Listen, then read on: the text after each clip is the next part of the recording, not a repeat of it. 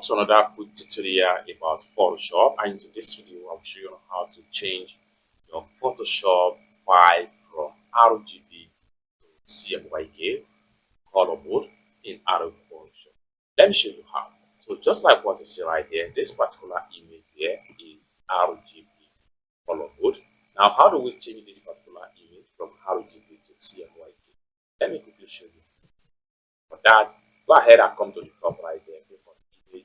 Then from here, go ahead and then having click on image, go ahead and move to this section right there. And then next thing you want to do is to go ahead and make sure you select CMYK color right here. Having select CMYK color, this is going to pop up. You are about to convert to CMYK using the US web coded SWOP V2 profile.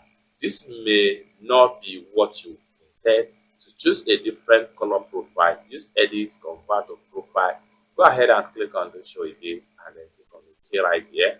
And then in a few seconds, it's going to convert the color to CMYK, just like what you see right here. So you can see now that we have converted from RGB to CMYK color mode in Photoshop. It's that simple.